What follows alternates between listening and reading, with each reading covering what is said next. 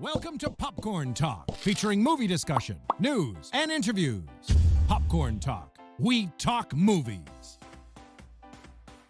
Hello, all you horror freaks. Welcome to the Scare Guy Show, Home Edition, the place for news and insider opinions on scare conventions, haunted attractions, horror movies, and all things that are scary fun. This week, we have an awesome show. It's a really cool show that we've been looking forward to for quite some time. We're celebrating the 40th anniversary of Friday the 13th, the iconic 80s slasher franchise that gave us Jason, the iconic hockey mask, and a string of gory killings that includes Jesse Hutch, who played Trey in Freddy vs. Jason. And we also have John Shepard, who played Tommy Jarvis in the Friday the 13th, Part 5, A New Beginning. It's going to be such a fun show tonight. But first, host, who do we have in the room, Katie? Hi, everyone. It's Katie, a.k.a. the final girl of the Scare Guy, and excited to get talking about Jason. So, Ben Kliewer. What's up, everybody? My name is Ben Kliewer. Actually, my old acting coach was in Friday the 13th, Part 6. His name's David Kagan. He played the sheriff. Oh, cool. I believe that's Jason Lives, I think. Yep. So, yeah. Did he live? All right, Luke. I don't know. Oh, so sorry. Ben, the cup? Oh, Yeah, yeah, I why you usually got that say red that cup? for the end. Yeah. Oh, But oh yeah, that's right. my bad. Cheeseman on the couch. Oh, well, I am Cheeseman in the chair right now, and I'm director of media with thescareguy.com. And although you can't Title's see him, now official. yes, it's official. He's been promoted. Ryan Nilsen is in the booth, keeping us straight and keeping everything running tonight. Ryan, thank you so much for being there for us, my friend. Thank you so much, and happy early Halloween. Yes, we have about 5.5 months to Halloween, and it looks like it's going to be a good one. But first, we are celebrating a 40th anniversary of an iconic movie series. The franchise started May 9th, 1980. It's called Friday the 13th. It has been going on for 40 years. It has 12 films to its credit so far, and we have two of the actors that were part of that franchise with us tonight.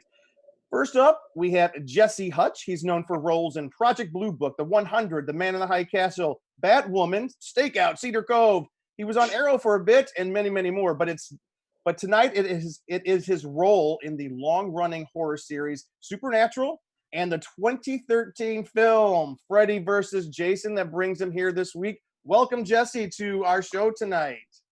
Hey, thanks for having me. So good to meet you. And also, we have John Shepard. He's a producer on such films as Emmanuel, Man Down, The Dropbox, Snowman, and tons more. He's got such a long biography there. But he's here this week to talk about one of his earliest acting jobs, portraying Tommy Jarvis in the Friday the 13th, A New Beginning. That character who is the grown-up version of Corey Feldman's character from Friday the 13th, Part 4. Welcome to the show tonight. So glad to have you, John. Nice to be here. Thanks for having me. So Jesse and John, let me ask you real quick before we get started here. How are you guys? How you doing with everything shut down right now? Jesse, you're in Vancouver, I think, right? Yes, I am. How's it going up there? Probably fairly similar to everyone else, you know? Yeah. Don't do this, don't do that, don't go here. So, in a nutshell, I mean, I got 3 kids. We're always on the move.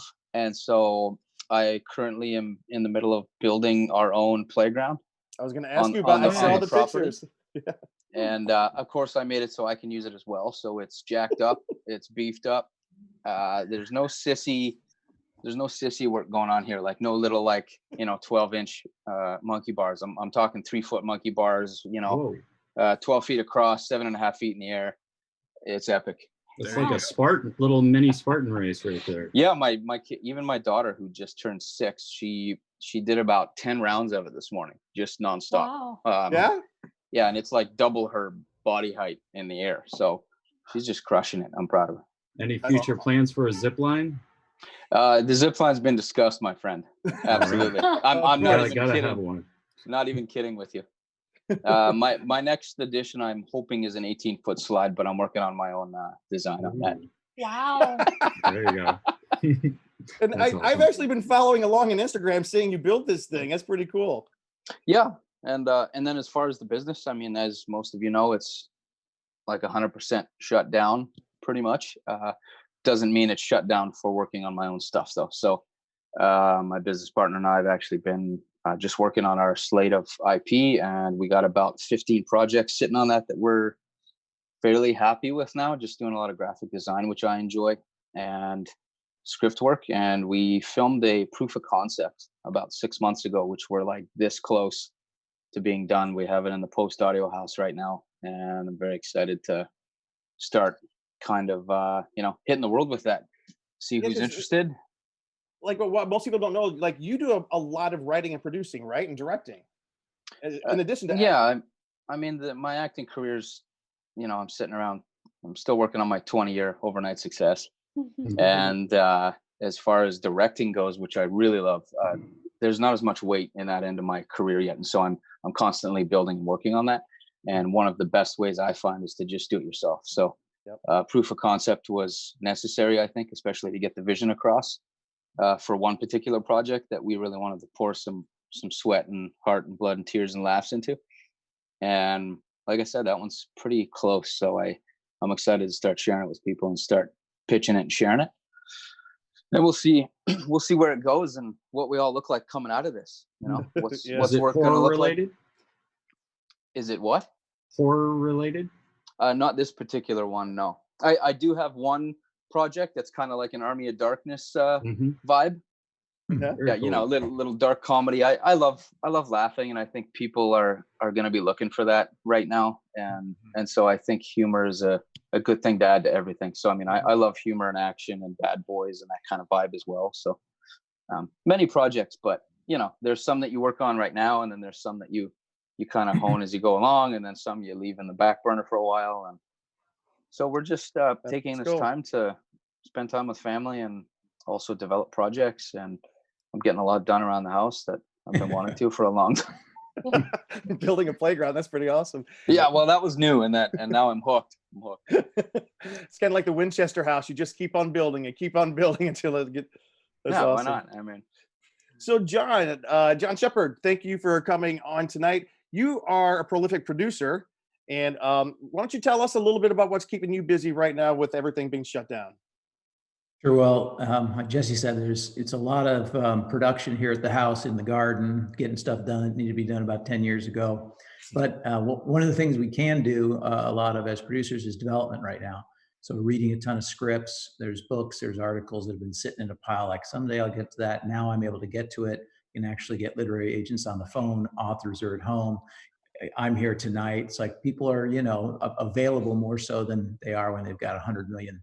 As I like to describe it, I have 100 irons in the freezer, So I've got all these things I'm trying to heat up. It takes a lot of work. And now, everybody's in the freezer. So it's kind of cool to actually spend time. So I'm developing, we just finished a documentary. We're shooting a short film that has got a kind of horror twinge to it. It's called Flesh and Blood. It's from the director of Emmanuel. We got an awesome little 6-year-old girl. It's very 80s retro, sort of like The Omen. Yeah. It's got a little bit of what's called spiritual warfare in it. So it's supernatural. And it was kind of fun. We just went out, and it was like starting all over again, going to film camp, bunch of friends. Of course, all my friends now are 20-something-year-olds, and they think I'm their dad. I think they're my peers, of course, but we have a great time. Super creative guys, super creative team. And I'm going to see the first cut in about a week here. And then just doing a lot of reading, pitching over Zoom, which is weird. And then not knowing when or if you're ever going to make the movie, because everybody's talking about how do you, in the new landscape, what are the protocols? And it just sounds like it's going to be really crazy. But I did talk to a lot of actors now are sitting and anxious to work. So I was talking to a guy named Zach Levi the other day from Chuck.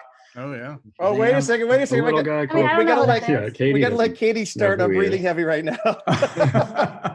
Named a minute.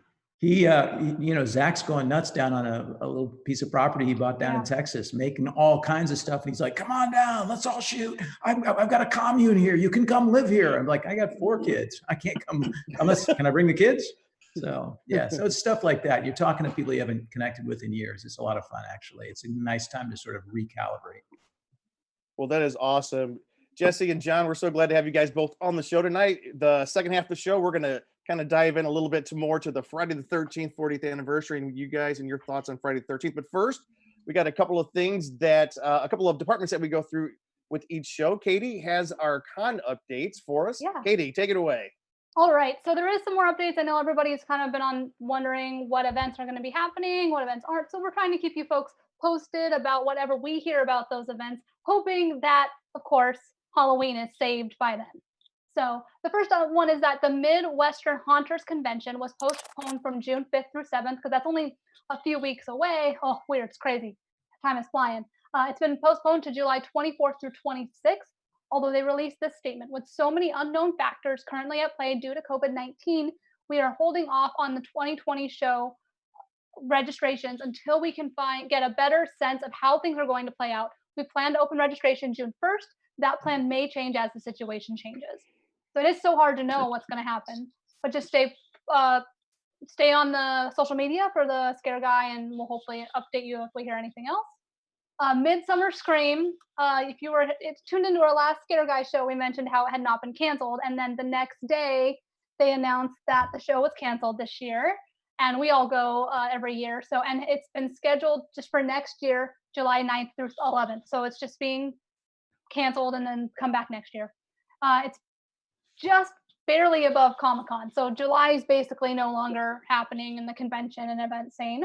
And then Stranger Con, which is the Stranger Things convention, I believe, right? Stranger Con? Yes. Is in New Jersey, was postponed from June 13th through 14th to September 26th through 27th. I have noticed that a lot of the events that were supposed to happen in the summertime are now being pushed to right before Halloween. That's kind of what's been happening. So, and then Caroline Fear Fest, which was scheduled for May 22nd through 24th, has been postponed to July 3rd through 5th. Still waiting to see if that's gonna stick, because that is kind of around when a lot of things are moving already. And then also, according to some Twitter reports, because I did see the buzz on Twitter earlier as well, Universal Studios Hollywood has apparently begun construction on one of their Halloween Horror Nights mazes in the Waterworld Q area. So, fingers crossed. I know there's 4 of us here at least who go every year, so we're hoping we can still go, but that's going on right now at least. So they're still planning on that. And then there was just one bit of news I was going to touch on. It is a little bit horror related, because that all of us here are big fans of Jurassic Park and the Jurassic World franchise. Chris Pratt did announce that he was joining the All In Challenge, and they're giving away the chance to be killed by a dinosaur in the 3rd Jurassic World movie. You can enter, I will tweet the link later, but you can enter, there's a link in his bio, but you can also type in All In Challenge and then scroll down and you'll see the Jurassic World experience. There is one where I believe there's 2 separate ones, but the one for being killed by the dinosaur is basically you enter a certain amount, all the proceeds go to Feeding America and other hunger organizations. So like $10 gets you 10 entries, all the way up to $100, which is 200 entries, and everybody is capped at 200 entries. It's kind of a cool experience. I mean, how cool would it be to say you got eaten by a dinosaur? So I think that kind of fell in a good horror news place for the day. So yeah, but that's it. As of now, we could find out by the end of the show if there's been 3 more updates, but yeah, kind of touch and go every minute. All right. So, and we have one little thing to go over before we jump into the second half of the show. And Luke and Katie, if you guys don't mind, I'm going to let you guys kind of walk through. Ryan's got some photographs he's going to pull up for us. We've got 1, 2, 3, 4, 5, I think 5 photos, maybe 6, I don't know. But we went to an event. What's kind of cool was on March 13th, Friday the 13th, we all went to an event, and it was produced by Flicks for Fans. It was the 40th anniversary screening. Katie and Luke, why don't you guys kind of walk us through these photos that we're seeing here? Yeah, I can't see the photos, so I'm not. I'm sorry. Okay. Wait, hold on. I think I can scroll over. Hold on. Yeah, right. The first one we're looking at right Yeah, now, that's cool. a signed poster. They did a couple little like raffle type things where they were giving away a couple signed posters from, I'm not sure exactly who signed them all. And then they did this they're showing what was that called, Katie? Kind of the little haunted house type thing. Immersive experience. Yeah, it was an immersive experience. Mm-hmm. So they did like recreations of scenes from the movie and characters from the movie that ended with, of course, Jason. So yeah. Yeah, and they're showing Jason's Mrs. Voorhees, and then they also did where you can do the Kevin Bacon scene yourself and have that's Luke getting the killed. thing sticking out of your neck, and there's me, laying on the bed getting killed. Katie did one of those photos as well. I did. That might be the last photo. Was that the last one? Yeah. Oh, Oh, and then that was the whole cast, I think, of the Mhm. experience. So yeah. it was really cool because like we got to see the movie, and Mhm. it what like I said, it was Friday the 13th. It was the final. That's how I remember when the world went down. It was because it happened on Friday the 13th. I started to not feel so good the next day, but like this day we went, we all saw the movie. Everybody sat all it was social distancing, every other Yeah. seat, every other row. Mhm. And it was cool. Like, I mean, because they put you through a Friday the 13th experience. You got to see all this memorabilia from the movie. And then, like, it was kind of like a haunted house, and they'd scream at you, walk you around, and everything. It was a really cool experience. Yeah. It was. Yeah. They did and some trivia and handouts. They gave Yeah. away kind of like the whole series on, I think, like DVD or Blu-ray, Yeah. one of those things. And yeah, it was just a fun overall experience. Yeah, it was interesting too because we didn't know if it was going to happen. It was literally, I think, the day after they started saying that events with over 30 people were going to be able to happen. So I know the whole day, I think we were in communication like, is it still going? Is it going to be canceled? And then when we got there, they had all these different steps that they were taking, people wearing gloves. And then, like they said, the social distancing of the movie theater were every other row, and they asked parties to separate. And everybody, it seemed like everybody was very happy though to at least be able to enjoy their Friday the 13th despite what was going on. And I feel like that's the great part about movies is it gives us that chance to get away from what's going on in our normal lives and appreciate cinema for an hour and a half to 2 hours. So And it was just cool seeing it on the big screen too, because I'd never seen the original on the big screen. I saw Freddy vs. Jason in the theater, and I also saw Jason X, the one in outer space. I went, I think, in high school to see that. And they filmed a special intro before the movie. Remember, it was a director, right? Yes. Yeah. Yeah. So they had a special section at the beginning, literally specifically for this screening. So that was really cool to have him intro the movie before we watched it. All right. Thank you guys for that. It was a fun event, and if we weren't shut down, there'd be dozens of these events across town. But let's move into the meat of the podcast tonight. And for just because I am tired of hearing myself talk, we just want to like talk with Jesse and talk with John. And guys, this is Ben Kliewer, who is an actor. He's been in quite a few things with some thrillers as well. And I know he's really good at talking. So I'm going to actually turn kind of like if Katie and Luke, if you guys can help, and we're going to kind of walk through the questions. But before we do, just to get us in the spirit, I have a little tiny bit of trivia. Let's see if anybody knows the answers. Number one, first question. Which of the films in the Friday the 13th series first featured the hockey mask? That would be 3. Yeah, I was gonna say it's. Who said it? 3. It's 3. Number 3. First one with the hockey mask. He wore a burlap sack in part 2. Yeah. Yeah. Yeah. And he wasn't the killer in wasn't the number killer. 1, so. Oh my gosh, you guys are like using up all the questions I have here. Let me ask the How question. is that a question? That's Number 2. How many people did Jason kill in the first movie? None. 0. I guess 8. Oh yeah, Jason. 0. Trick question. Sorry, I'm just thinking of deaths. Number the next one. What movie makeup legend provided the effects for the first film?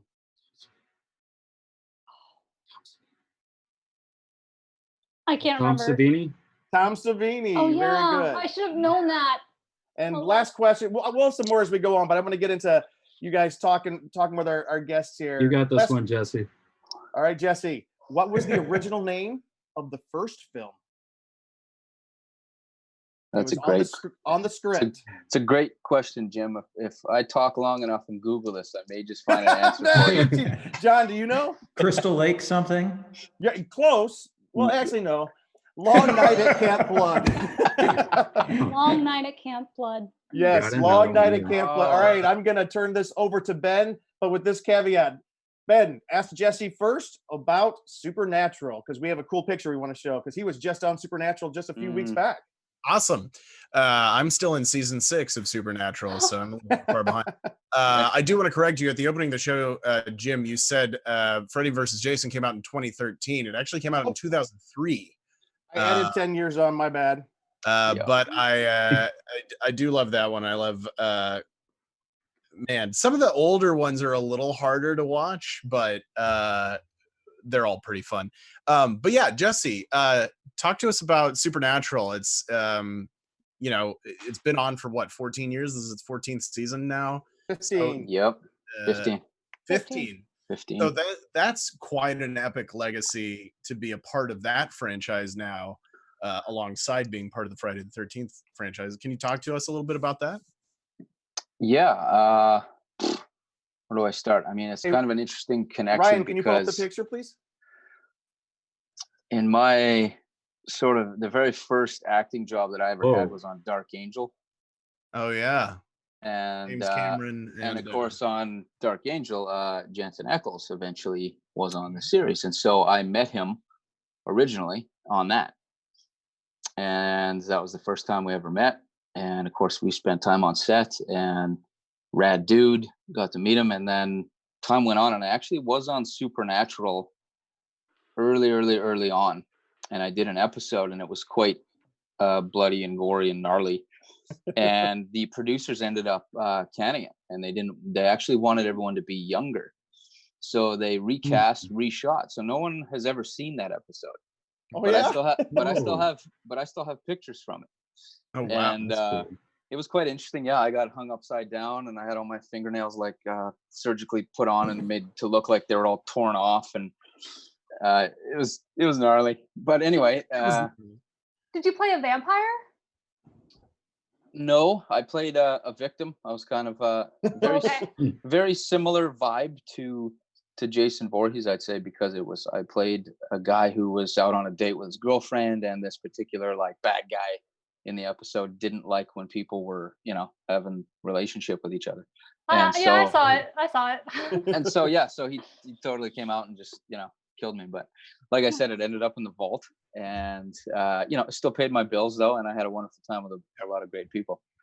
And so fast forward now, however many, a decade, maybe more, and here I am back on the show again, and it was a lot of fun. I got to do some prosthetics. I had fake eyes put in. I had the teeth, mold. And I also, they were looking for an actor who could handle action. And so I also am a full unionized stunt performer. So nice. a lot of people don't know that, I guess, about me, because acting is, again, I said it earlier, that's where the weight of my career sits. But I've always been a very active guy, and I love movies like John Wick and all these where you get to actually be very physical. And so when this came up, I guess casting actually reached out to my agent, was like, "Hey, would Jesse be interested in this?" And my agent was like, "You don't really have to take this if you don't want. If you're busy or whatever you got going on." I was like, "So hold on, I get to do a cage fight, and I'm a werewolf, and I get the crap beat out of me, and I get to hang out with like all the lads." I'm like, "Yeah, I'm in." Like, Yeah. There you go. And so it was a lot of fun. And yeah. Nice. Kind of got the John Wick haircut going Yeah. on. I'm working on it. It helps too that all the you can't get a haircut anywhere. Right, exactly. Yeah, no, I'm throwing mine out. So, but I mean, just to be honest, I actually did want to grow it out even before this all went down. So there's a possibility that there's a group of us that want to do some fan films actually, and we're thinking of doing a John Wick versus fill in the blank.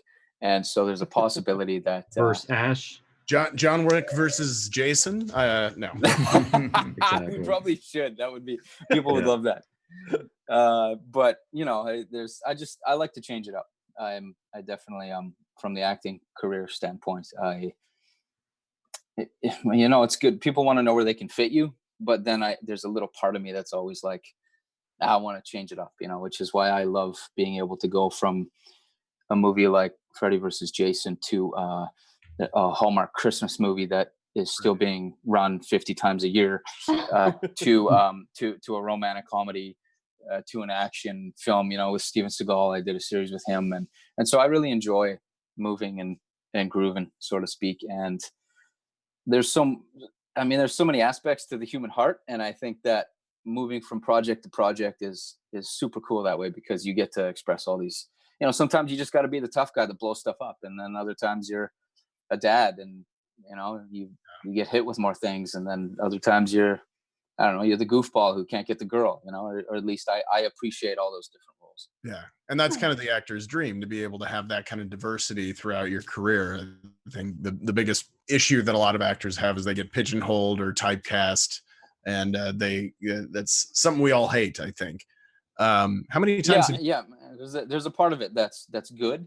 Like early in my career, to be honest, Freddy versus Jason, that was a pigeonhole. I always played the bad guy. I always played the jerk. I was always the sports, the jock, the NFL, whatever, the quarterback, the guy who makes fun of the hero. And the first 10 to 12 years was pretty much that, you know what I mean? And there is an aspect of that is great, because I mean, a well-written villain is still one of my favorite things. Oh yeah. And but it's tough to come by, you know what I mean? Because sometimes people just he's the bad guy, just make him the bad guy. But I love smart, thrillers. I appreciate them a lot. Yeah, absolutely. How many times have you died on screen? Yeah, I was wondering that too. How many lives does Jesse Hutch have? I have secretly. I haven't done the math lately. Let me scan. No. So anyway, I actually have been slowly working on a reel that eventually I would like to release, which will be like the deaths of Jesse Hutch on screen, of course. And I've had a lot. I mean, I've been electrocuted. I've gone down in a plane crash. I've blown myself up to take a bunch of people out. I've been shot in the chest with a shotgun. You got folded in half in a bed. Yeah, I got backwards. folded in half in a bed, obviously, backwards. Which you got to be a Halloween Horror Night kind of scene that they actually recreated, which was pretty awesome. We went through the maze at Halloween Horror Nights, and there's Jesse's character folded up in the bed. Well, you messaged me, and I was like, they should have called me. I would have just came down and hung out. That would have been fun. Done it, yeah. Tell us about filming that scene, Jesse. That scene was crazy. Oh, there it is. We got some photos. There we go. So in this particular photo, this was seconds after I hit the craft table and had a quick snack. There you go. And so no, the upper half is really me. The lower half is fake. They did a lot of tests. We had a pneumatic bed. We had an electronic bed. They tried all kinds of things. They created a full body replica of me, which was really creepy, which apparently is still in a vault somewhere, which was New Line Cinemas, which is now owned by someone. Somebody bought it? No, it's owned by the studio. So, I mean, so like they keep all this stuff from these movies, right? I mean, and so I did 18 and a half hours of prosthetics straight for that full body replica. And they asked me, they said, do you want to break it up? And I was like, well, what do you guys want to do? I mean, is that not just a pain in the butt if you got to break it up? And they were like, well, kind of, but you're the performer, it's up to you. And I was like, no, let's just, can you guys get some Mountain Dew and we can just smash this thing out? And so that's what we did. We literally like cranked the rock music. The whole team was in there and we did everything. We did head cast, body cast, one leg up, one down, just the legs. I have tons of photos from it. And that was one of the most memorable moments for me because I love prosthetics. I'm kind of a geek that way. So the alginate and the cover your head, and there's this moment of panic where you can't breathe, and they're like, okay, we're putting this over your nose now, and you got to blow really hard, and you'll make your own, breathing holes, and if you screw it up, well, we'll just tear you out of this thing. It'll be very expensive. Yeah, and I enjoy that like a lot. But yeah, to see yourself on a table, like fully 3D, like the back of my ears, I could turn my head around. They had a team of ladies that came in and they like took pictures of my legs and they put leg hair in to match my real hair. And I was like, so weird. This is maybe a bit much, maybe no, but they did it. And so we did 2 days of testing like on the bed because it was when they did the full body test, it was too floppy. So it would come up and be like, and it was like, it looks like he doesn't have a spine anymore. His legs are, it looks like he's filled with soup. They didn't like it. Another side note, I actually had, for the first time in my life, I bought a camera at that time, right? I mean, that was a big deal back then for me to be like, I'm going to go buy a real camera. Mm-hmm. And I was taking behind the scenes photos. I asked permission. They said it was okay. and someone stole my camera Oh. off a closed set, and I had all the pictures from all the behind the scenes. Like, so somebody out there is sitting on that. I have no idea who, but Whoa. That you know, stinks. I'm not even mad at you, but if you have it, you want to just share the photos, I'd love to see them. Right. Yeah. Keep the camera from 2003, but just share the Yeah, photo. Yeah. yeah. How many days did you work on the film? Okay. I mean, the prosthetics, let's say, was, almost 2 days. It was because the 18 hours and so that was, we did that all night.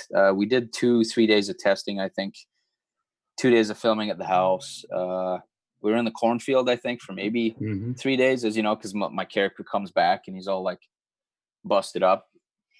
And a cool thing, which never came to pass, again, I always say as an actor, like my real resume, it's okay, it's pretty good. But the resume of things I've almost booked or almost got to do, oh man, it's sick. Like, and so one of the things I almost got to do was they were going to make a video game, Freddy versus Jason. It was a huge talk at the time. And they said, well, we want to do 3D scans and we want to have everything ready. And so I did that too. There was one day where I just went in and they did all these, 3D scans of everything. And they were showing me the possibility that I was going to be a character in the video game where you could tear your own leg off and beat people with it. And I was like, this is going to be awesome. Like, and then they just canceled the whole video game thing. Never happened. Oh. Yeah. Well, it should now. Hey, They should bring it back. John. Yeah. So you actually did not get killed. You were like the star of the film. Can we just ask you? Yeah, that's kind of cool. Like, you were the quote unquote final boy of Friday the 13th. Can you tell us a little bit about working on that film? Like, what was that like? There's a picture of you with Jason behind you. Yeah, that was, I had never seen Friday the 13th before I did one. I'm just not, I get scared easily, I guess. Yeah, freaked out. And I knew of them, of course, but in those days, they said, you're going to be playing Corey Feldman as a teenager. I'm like, well, I needed to kind of see the movie. And it wasn't out on video cassette. They said, well, you got to come over to Paramount and we'll run it for you. I'm like, well, like in a theater? And they said, yeah. So I get there and it's this cavernous theater, huge. Wow. And of course, I'm a method actor at the time. So I go in character. I'm Tommy Jarvis and I'm going to not talk to anybody. I'm going to be kind of freaky looking and not look anybody in the eye. And I'm going to sit in the front row and watch the movie. And about 20 minutes into it, I got so freaked out because when you're with your buddies and you're watching it, or a whole bunch of people, it's a party, it's fun, and people are cheering, it's participatory. But when you're by yourself in a theater and that Harry Manfredini soundtrack comes on, I moved to the back where the light was, and I just sat there and I went, oh, it's kind of scary. And but it was cool. I really took it seriously. It was probably some of the best work I ever had the chance to do because, like Jesse, as an actor, you want to do things that are not you. Who am I? I'm always boy next door. I'm always the nice kid. I'm always the boyfriend, the nice guy. And here I'm a kid coming out of an insane asylum, and he makes masks, and he's haunted by this ghost of his past. And so a buddy of mine named Mike Hitchcock, who has gone on to direct and do great television like Glee, and he was in Best in Show. But at the time, we were both, like college age. And he said, you really ought to take this seriously. Go in character every day. And in fact, how much time do you have before the film shoots? And it was like 3 or 4 weeks. And I said, well, he said, you should go volunteer at like a state mental institution and really experience what that's like. So I did. Oh, no way. Oh, yeah. It was a fantastic and also kind of heart-wrenching experience because I really got to know these kids and they start, treating you like a brother and a friend. And I know I'm going on to do a movie. But it was really good for my work because when I went, I really had a sense of, I think personally, I'm really proud of the performance. I mean, I think it shows as some of my best work because I stayed in character for like at least 2.5 to 3 weeks on the set. I didn't talk to anybody. I didn't look anybody in the eye. As much as possible, everything was a yes or a no. And then I got outed one day. But it was a really fun experience and an interesting time in my life too to get to play that role. Kind of, I thought, Boo Radley. right? Yeah. He doesn't have a lot of lines, but I'm the star and I get to live. I mean, I might actually go on to the next Friday the 13th. That was like a real badge of honor. I killed Jason. Who can say that? Of course, it was an imposter, so I didn't really kill him, but my kids don't know that. They still think I'm pretty badass. So. There you go. Speaking of badass, you had some fight moves in the movie too. So tell us a little bit about that. And that's actually interesting because that ties into how I was outed. I had to do a fight scene with a stuntman, bigger than me, like you, Jesse. And I had to lift him up in the air, throw him down on a table, and wail on him. And of course, he had to jump, and it was very complicated. And we had to do some training and stuff. And the stunt guy, a guy named Dick Warlock, he was the nicest guy in the world. I mean, he was Dick John. Warlock, So yeah. you know, remember him? So he would say to me, John, where are you from? And I'd just say, here. I was trying to stay in character and not break, because I knew if people got to know me, they'd go, oh, he's just like he's like everybody.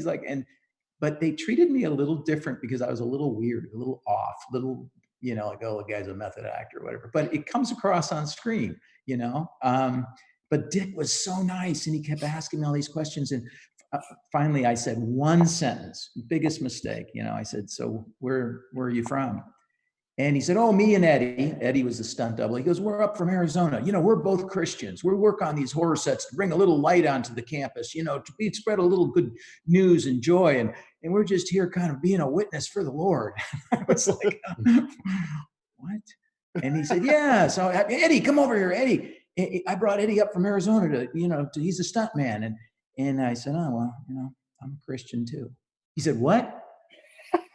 I said, I'm a Christian. He goes, hey, Eddie, across the set, this dude's a brother in Christ. And I was like, oh my gosh. First of all, I'm outed. Second of all, everybody thinks I'm like a born again wacko. Yeah, and then third, I've lost all my power of Tommy Jarvis, that people, now they think they can be nice to me and I have to be nice to them. So actually, the cool thing was Eddie and I became lifelong friends. We are still in touch.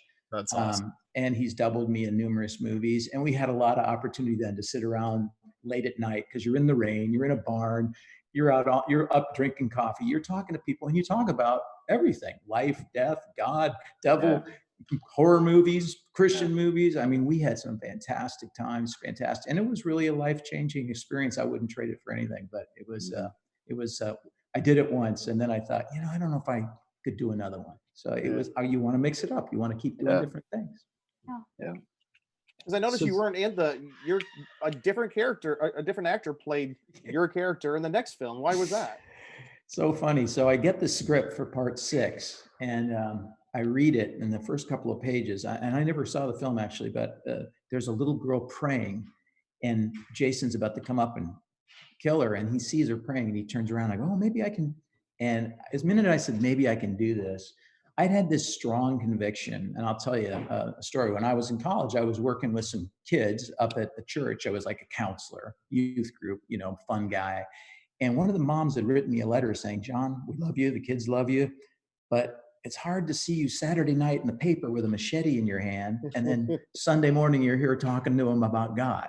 And I was going through a real crisis of character and identity. And at the time I thought, maybe I can't be an actor. Maybe you can't be a person of faith and be in this profession. Because when you're an actor, you're always asking permission to do your job. Will you please give me that role? Will you please? And then you say what somebody else wrote for you, and you dress how, it's, unless you're Leonardo or maybe Jesse, you don't get to you don't get to tell people I'm not doing that, or I want to. So that's why I thought, maybe I got to get out of this business. So I actually quit the business. I turned down part 6. I ran out of money. I was living in Malibu. I moved into a little place in North Hollywood. I went to work for the LA Times. I decided to go to seminary. And while I was at seminary, a guy comes up to me and he tells me about another movie. He said, you're an actor. I said, no, I'm going to be a minister now. He said, no, I've seen you in stuff.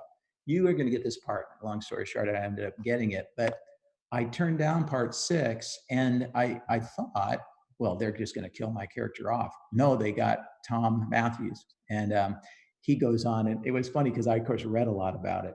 oh, the guy they got for part 6 is so much better looking than the guy in part 5. And I'm like, Oh no. come on. But or part 6 is better because of this, or part 4 was better. There's a real lore about Friday the 13th, which I didn't understand until I did one. And now I realize, oh my gosh, I was really a part of something kind of epic and cool and that's lasting and it has a following. And here it is. How many years later? 40, did you say, since the franchise started? 40th anniversary.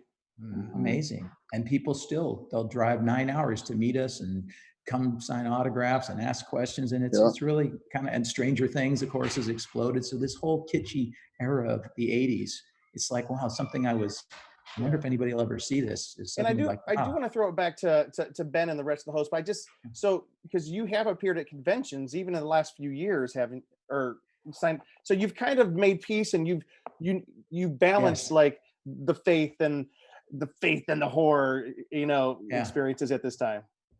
Yeah, I kind of realized at the time that I did Friday, I was in a fraternity at UCLA. All my fraternity brothers gave me crap. All my guys back in Chicago were like, I thought you said you never do a slasher picture. You sell out. And so at the time I was kind of like, I think I'm Laurence Olivier. I'm going on. I'm going to be the next, Robert Duvall.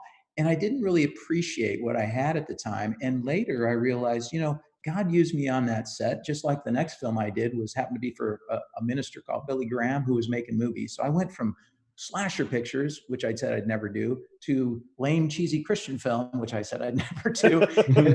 It's just a good lesson. You want to make God laugh, tell him your plans.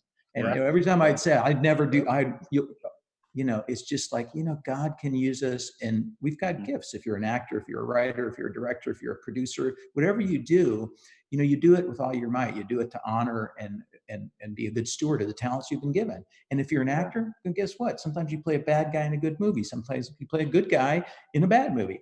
And when you get to do all of that, well, that's called producing. And so I fell into producing and sort of writing and directing and producing and getting my buddies together to do stuff we really loved. And, some of that, like right now, we're doing a little horror film called Flesh and Blood, but it's got, it's got some teeth to it in terms of messaging. It's not just escapist, although I like a good popcorn movie as much as anybody. Nice. All right, Ben. Yeah, and I would even say that as an actor myself, you look at those films. I'd never do this. The slasher film and the Billy Graham cheesy Christian film, and all the checks clear just the same, and that's called provision. That's you being provided for through the work of your hands that's been given to you. So I'd say that's it's all very well rounded as well. So and it's different for everybody. I have to say, there's some hard and fast things, and then there's you go according to the light you've been shown. And when I was 17, 18, me doing a soap opera and making out with a girl, or being in bed with somebody, that was no big deal. Now I'm married, I've got 4 kids. It's a little different. Even though I think it's okay to do, it's not okay for me. So as an actor, an artist, you start deciding, what's my code? Well, what am I going to do? What am I willing to do? And that's like in life. How do you make decisions? And everybody's got to come up with and I've finally arrived at a peaceful place where I feel, I can do this and feel good about it. And also here I am talking about it 30 years later with you guys. I mean, how amazing is that? So fantastic. Pretty cool. John, never mind. You go. Can I piggyback for a second? Yeah. Pop off what John said. Interestingly enough, Freddy versus Jason has become a point that I've been able to really speak into a lot of people's lives and kind of have it be a point of ministry as well. Just because there was some really great things that came out of it, and there were some very challenging things that came out of it for me. And one of them was some of my moral boundaries. Where do I draw the line in the sand? Because if you don't know what you believe, this business will tell you what you believe for sure, 100%. And I love to be able to sit with, especially the youth, and tell them these things, because your career will not end overnight just because you say no to something. But there is a time, I think, when you can feel like that. And so this particular movie, very similar. I didn't really have a good grasp of how many people followed this franchise or were into it. Right. And I was just like, I'm doing the movie and I'm dying.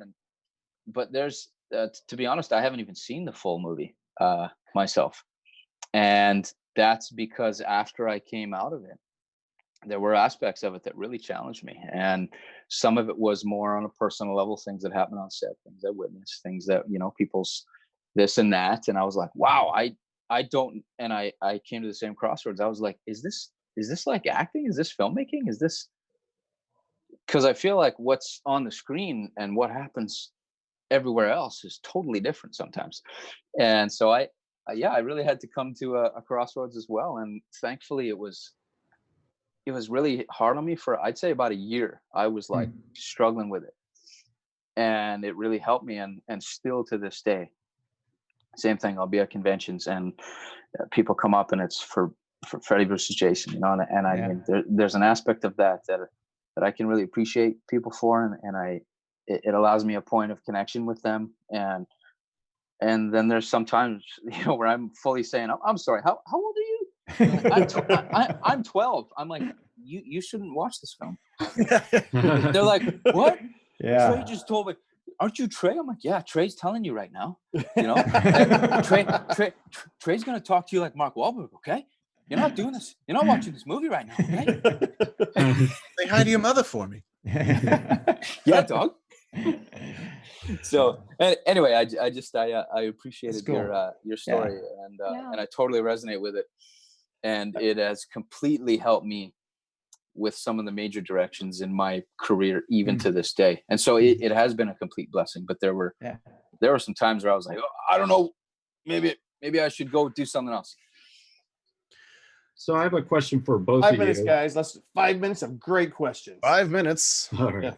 Yeah. What was it like with your encounter with Jason? I know, like, John, you were saying that you were kind of freaked out just watching the movie. Now, what was it like as an actor coming face to face with Jason? You actually came face to face with Jason and Roy, because you basically had the two versions of Jason. But what was your guys' experience with the Jason? Did you play into the tear? Was it freaky, or was it just, you know, fun and behind the scenes and all that? I'll go with, you know, for me, because I'm a method actor and was studying at Strasbourg at the time. I mean, I took it really seriously, and I did not want to be around that actor. I did not want to meet him. I did not want to see him. So the way I handled it, to me, it was terrifying. And we would work all night, you know, in a barn out in Calabasas, and it would be rain machines. It'd be cold, and it was hard work, you know. And then I'd go home at 5:30, 6 o'clock in the morning with makeup on, sometimes with fake blood, with a machete gash across my chest, you know, and I'd stand outside my girlfriend's sorority and wait for her to wake up. And every once in a while she'd come out, and I'd be standing there at the curb, and she'd be like, oh, no, this is not good.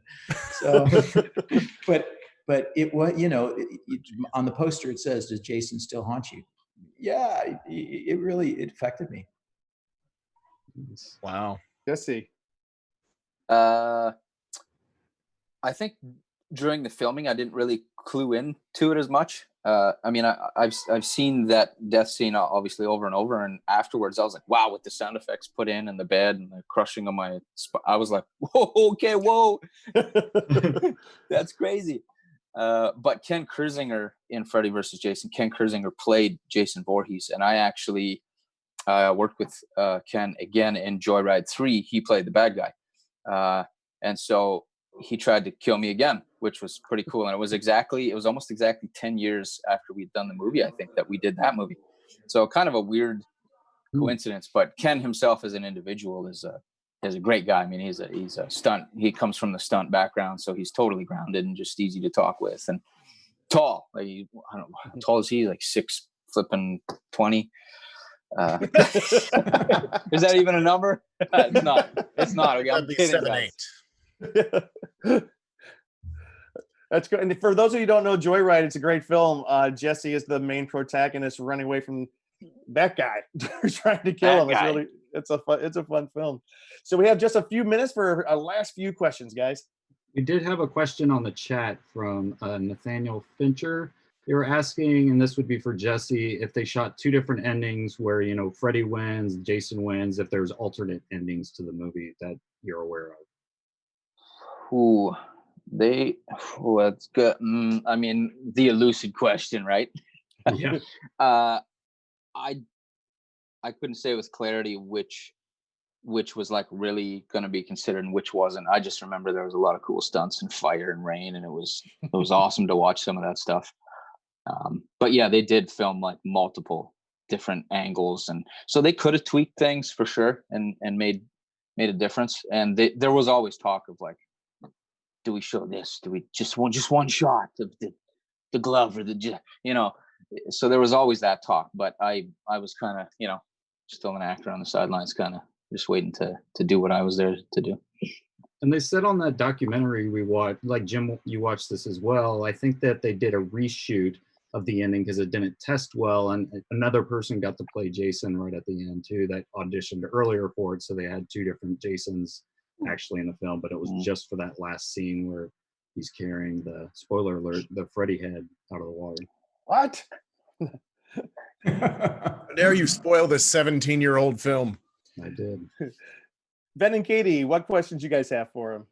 I mean, I can't really think of any other ones that we didn't cover, but it was just a very inspiring, the stories that you both shared. And I did want to say thank you for sharing those.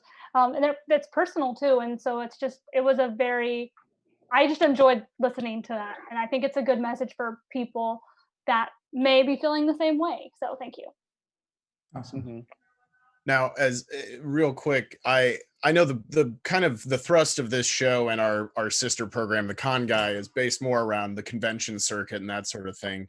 And obviously, you guys have already talked about going to conventions. Is that something both of you still do pretty consistently? Not right now, obviously, but what is your favorite part of going to conventions? I love conventions. I met my wife at a convention. We love going to them. So it's we love going to them, but being on the other side of the table, so to speak, briefly talk about what your experiences are and what you like about them, I guess. John, let's start with you. Oh no, John disappeared. Oh. I think we still have your audio, John. Okay, let me see if I can switch to my FaceTime here. There you are. I am. I have to turn the light on though. All right. This is what happens when you're a struggling producer and you don't pay your bills. They turn the power off. I didn't go to conventions for a long time after I first did the film. And in some ways that actually made my later appearances more valuable because so many people said, I've got everybody's autograph but yours. I drove 9 hours to meet you. And what I loved about that was the Friday the 13th fans are so passionate. And I always pictured that I was a little intimidated to go to these conventions. I thought, are people going to be dressed in goth and, and have problems and they're going to come up to, and instead it was the funnest party I've been to. I mean, somebody brought a Friday the 13th cake. We cut it with a machete. We had it was just like such a while. And to see everybody dress up and have such a great time. Now I kind of like, well, I don't want to go all the time because I don't want to be this like, but when I go, I want it to be special and I want it to be maybe a reunion. Yeah, I've enjoyed it. We've had a great time and it's fun to see everybody 30 years later and realize, man, that was a special time of life. We were really rite of passage. Mm-hmm. How about you, Jesse? What's your con experience been like? I haven't done many. I've maybe done a handful, but very similar in the sense that I hadn't done any up until maybe 3 years ago. And so very similar where people were like, oh my goodness, like everyone signed the Crystal Lake Memories book or whatever version of it was that they had, except for the page, with me dying backwards. But it's the people. People have always been the most important thing in this business for me. Any project I get to work on, whether it doesn't matter the content or the pay or the creativity, I do always say that people come first, and I'm very thankful that I have an agent and a team behind me now that believe that with me as well, because there's been times where people have wanted to do projects and maybe they want to work with me, but they get stuck because it's something else. They think it's money or politics and I always am like, look, people are first. I'm okay to have a coffee, to have a Zoom, to have a talk. Everything starts there. And so to be able to sit and look people in the eye and hear their joy, hear their life, how far they drove to these things, it means a lot because it's unique. I mean, you can't, I don't know, you'd be like the biggest jerk in the world to not appreciate any of these people and people in general, because I mean, without people, what do we got, right? We're all sitting at home doing nothing. Kind of like now. Yeah, kind of like now. Yeah. So yes, that for me, that's the most important, and it's been some of the best memories. One guy actually bought my wardrobe from Freddy versus Jason. He has the certificate. Oh wow. He has the and he's like, you got to wait here. I'll be right back. And I was like, should I wait or should I go? And people are like, no, that's Ben. He's a good guy. We know Ben. I'm like, okay, cool. Well, I'll wait for Ben. So Ben comes back and he's wheeling this thing and it looks like a body. I'm not even kidding. I'm like, oh, are you sure? And he wheels it up and he's like, it's all covered in plastic, and he pulls it off. And it's like this mannequin of me with all the clothes. And he's like, could you put the jacket on? And I was like, there's no way that's from the movie, but it looks like it. And he's like, no, I got the certificate and everything. I was like, okay. And he took the jacket off and I put it on, and it was like, that was trippy because I literally looked inside and I remember the name. They wrote my name on the tag, right? The character name, because it was my double jacket. It was a little bit bigger. And I remember that because the tag always bugged me. And I put it on and I was like, wow. I was like, this is trippy. And he grabbed some pictures and he was on cloud 9. It was like, it was amazing. So I don't know. People are awesome. And I think anytime that, I can work with people, meet with people, hang out, I'm into it.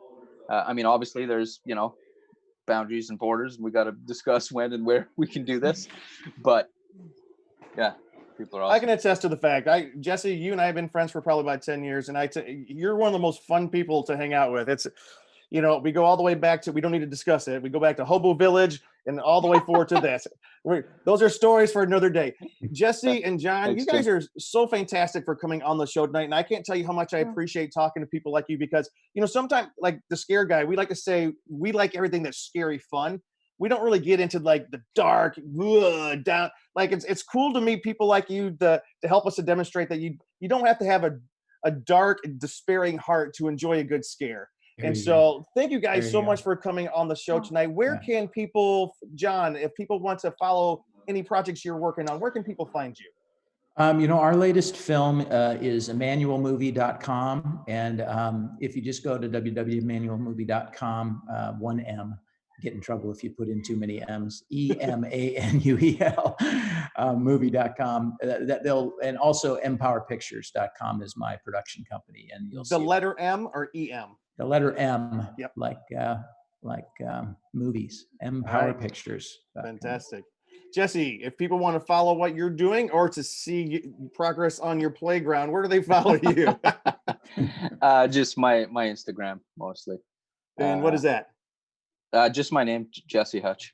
All right. And and I'd love to actually chat with John more. I see he's doing Day of War, which is a fantastic book. I'm texting you right now. I'm on your Instagram. I'm following. We have made a connection. We'll make sure you guys meet up. All right, Katie, where can people find you?